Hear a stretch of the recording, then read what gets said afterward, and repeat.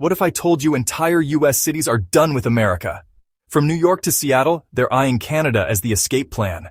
Why are they ready to leave? And could this really happen? Stay tuned, the list will shock you. Our journey begins in New York City, a metropolis whose progressive ideals often clash with the nation's political direction.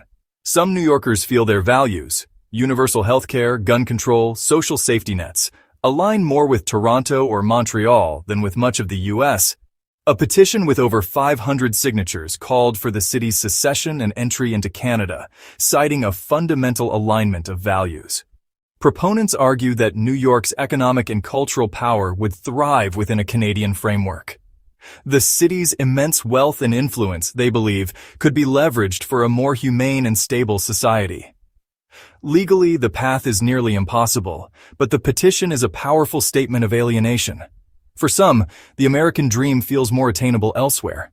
The idea stands as a symbol, a quiet protest from the heart of the American empire. It's a yearning for politics that reflect the city's cosmopolitan character. Even in America's most iconic city, the ties that bind are being questioned. New York's flirtation with Canada is the first stop on our journey. In Portland, Maine, the border with Canada is more than a line. It's a living part of daily life. Generations of Mainers have shared family, business, and culture with the Canadian Maritimes. A recent petition called for Maine to join Canada, citing economic and cultural ties that run deeper than those with distant Washington. D.C. supporters see more in common with Nova Scotia and New Brunswick than with California or Texas. Maine's independent spirit, born from its own secession from Massachusetts, fuels this movement. The call to join Canada is a desire to formalize a relationship that's existed for centuries. While the petition faces long odds, it reveals a profound sense of regional identity. In Maine's harbors and forests, the question lingers, is their future American or Canadian? In Michigan, the Great Lakes connect more than just geography. They bind economies and cultures across the US-Canada border. A campaign has emerged to make Michigan Canada's 11th province, driven by frustration with federal policies and economic decline. Proponents point to shared infrastructure, like the Gordie Howe International Bridge, and argue that joining Canada would formalize existing ties. Many are motivated by the promise of a stronger economy, stable banking, and national health care. The Mexit idea is less about ideology and more about pragmatic survival in the Rust Belt. Michigan's fate, they argue, is already intertwined with Ontario's. The campaign is a cry for stability and partnership with their closest neighbors. The Great Lakes have always connected Michigan and Canada. Now, some want to erase the political line. For many, the maple leaf represents hope for a more secure future. Point Roberts, Washington is a geographic oddity, an American exclave accessible by land only through Canada. Its residents rely on Canada for daily life, but the pandemic border closure left them stranded and isolated. This crisis reignited calls to join Canada, with petitions and pleas for a practical solution. For Point Roberts, the idea isn't political, it's about survival and community. Their lives are deeply entwined with British Columbia, from shopping to sports. The border's closure exposed their vulnerability and sense of abandonment. The movement to join Canada is a search for security, not protest. For over a century, geography has defined their existence. Now, many wonder if their future should be Canadian. The northwest angle of Minnesota, surrounded by Canada and separated from the rest of the state, is a daily exercise in cross-border living. Residents depend on Canadian access for tourism, commerce, and even emergencies. The idea of joining Canada is a recurring, practical solution to their unique challenges. In 1998, a U.S. congressman even proposed letting residents vote on secession. Proponents argue that aligning with Canada would simplify life and reflect their true connections. It's not about rejecting America, but about embracing a logical way of life. The Angles story highlights how arbitrary borders create real hardships. When national identity clashes with daily reality, allegiances are questioned. For these hardy Minnesotans, the maple leaf often feels like a better fit. Their story is a microcosm of borderland identity struggles. In Alberg, Vermont, a peninsula connected by land to Quebec, the border is a daily reality.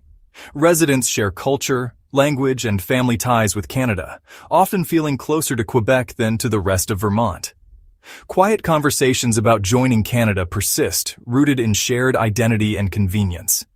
Vermont's progressive politics amplify this sentiment, making the idea feel both logical and appealing. While no formal campaign exists, the notion remains a perennial topic. For some, their hearts are already in Quebec. They just wonder if the border will ever catch up. Alberg's story is one of identity shaped by landscape and proximity. In the San Francisco Bay Area, progressive politics and economic power set the region apart from much of the U.S. The Yes California movement has long advocated for independence, but some propose an even bolder step joining Canada. Proponents see in Canada a model for universal healthcare, social safety nets, and environmental protection. They imagine marrying Silicon Valley innovation with Canadian social democracy. The idea reflects a sense of political homelessness and frustration with the American system.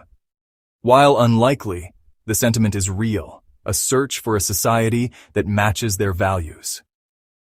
The Bay Area's vision is one of partnership with a nation they see as a kindred spirit. The Cascadia movement envisions a bioregion stretching from Northern California through Oregon, Washington, and into British Columbia. United by environment and culture, Cascadians see more in common with each other than with distant capitals. The movement seeks a new identity, sometimes as an independent nation, sometimes as part of Canada.